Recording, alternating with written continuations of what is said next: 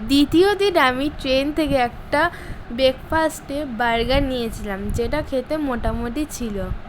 আমরা দুপুরবেলা এগ মিল এবং ভেজ মিল নিয়েছিলাম, যেটা খেতে ভালো ছিল। রাত্রি 8:30টার সময় আমরা আগ্রা ফোর্টে নেমেছিলাম। সেখান থেকে আমাদের হোটেলটা কাছে ছিল, ওখানে আমরা ডিনার করেছিলাম। আমাদের ডিনারে ছিল মশলা রুটি এবং পনির বাটার মশলা। প্রথম দিন ভোরবেলায় আমরা আগ্রা ফোর্টের উদ্দেশ্যে বেরিয়ে পড়েছিলাম।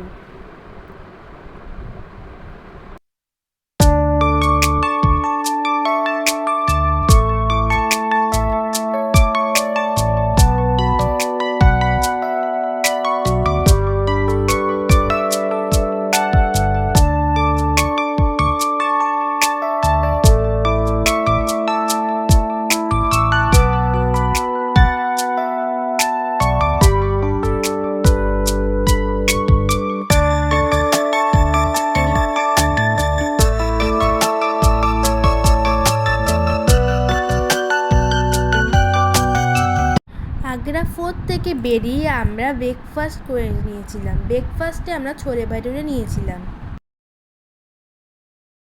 এরপর আমরা গেছিলাম ইদমত-উল্লাহ বা বেবি তালচে।